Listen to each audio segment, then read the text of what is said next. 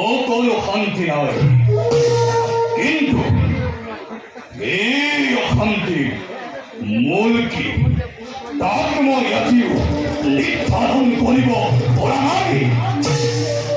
এই গজকেতুৰ নাম শুনিলেই এই জগত হয় কম্পমান। যাৰ পুত্ৰ সিংহকেতু অরবিন্দ কেতুর পরাক্রমক অগাধ মার্গত উজ্জ্বল রথ লই যায়। যার সেনাপতি কনক পঙ্কজর প্রবল পরাক্রম উনিও এই গজকেতু রাজ্য আক্রমণ করিবলৈ সাহস নকৰে। এই গজকেতু ৰাজী সকলো থাকিও একোৱেই নাই। এনেদৰে নহব, ইয়াৰ মই ব্যৱস্থা কৰিবই লাগিব। যাওঁ সেনাপতি আৰু পুত্ৰদ্বয়ৰ লগত মই আলোচনা কৰোঁগৈ।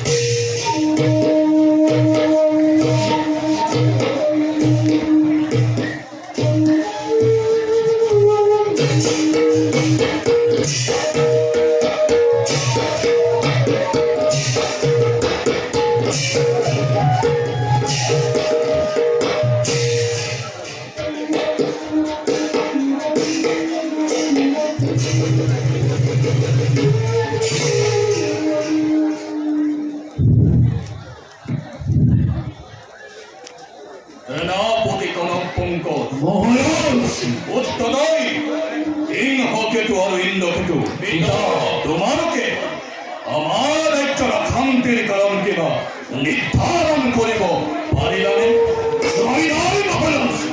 অশেষ চেষ্টা কৰিও ৰাজ্যত ঘটি থকা অলৌকিক কাৰ্যবিলাকৰ কোনো কাৰণ নিৰ্ধাৰণ কৰিব নোৱাৰিলো। স্বৰ্গৰ দেৱতা মানৱ আৰু পাতালৰ নাগৰ এনে কোনো শক্তি নাই যাৰ ফলত যত ভাবে আমার রাজ্য অঘটন ঘটিব লাগছে।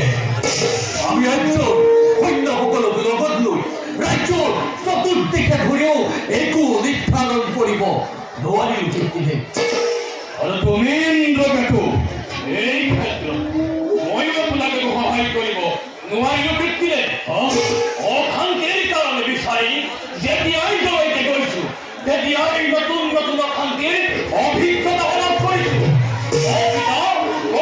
হঠাৎ জুই লাগিছে অনাবৃষ্টিয়ে দুৰ্ভিক্ষৰ সৃষ্টি কৰিছে। মহামাৰীয়ে হাজাৰ হাজাৰ প্ৰজাৰ মৃত্যু ঘটাইছে আৰু কতৰ্কিত ঘটনা ঘটিব লাগিছে বৃত্তিৰে। নোৱাৰে নোৱাৰে কোনেও নোৱাৰে সেনাপতিয়ে নোৱাৰে জ্যেষ্ঠ পুত্ৰই নোৱাৰে কনিষ্ঠ পুত্ৰই নোৱাৰে তেন্তে পাৰিব কোনে? নাই মই ইয়াৰ ব্যৱস্থা কৰিবই লাগিব। অৱশ্যক হলে স্বৰ্গ মধ্য পাতাল এই দিন নকৰি হলেও ৰাজ্যৰ অশান্তিৰ কাৰণ নিৰ্ণয় কৰিম। আপনি এটা কাম নকৰি কিয় মহাৰাজ? এই কাম সেনাপতি আপুনি দেৱাদিদেৱ মহাদেৱক সন্তুষ্ট কৰি ৰাজ্যৰ অশান্তিৰ কাৰণ জানি লোৱাটো ভাল হ'ব মহাৰাজ। ময়ো তাকেই কম বৃত্তিৰে যদি কেতিয়াবা কেৱল বিজয় কৰিব লগা হয় তেন্তে এই কাম প্ৰথমে এই সিংহ কেতুৱে কৰিব।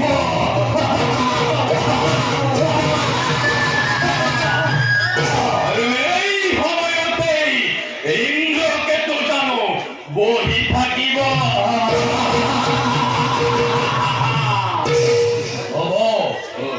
উত্তম পৰামৰ্শ মই আজিয়েই মোৰ পিতৃ দেৱাদিদেৱ মহাদেৱৰ কাষলৈ গৈ এবাৰ জানি ল'ম কোনে গজকেতু ৰাজ্যত অশান্তিৰ সৃষ্টি কৰি মৃত্যুৰ সৈতে এটালি খেলিছে।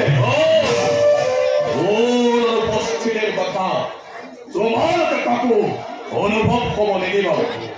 এই গজকেতুৱে প্ৰাণৰ ভয়ত আতুৰ হৈ নিজ ৰাজ্য এৰি গুচি গৈছে। সেনাপতি আৰু যুৱৰাজসকল থাকোঁতে যদি ৰজাই ৰাজ্যৰ কথা চিন্তা কৰিব লগা হয় তেন্তে এই সেনাপতি আৰু যুৱৰাজসকল থকাইব কৰিব নেকি? আপুনি নিশ্চিন্ত মনে যাত্ৰা কৰক।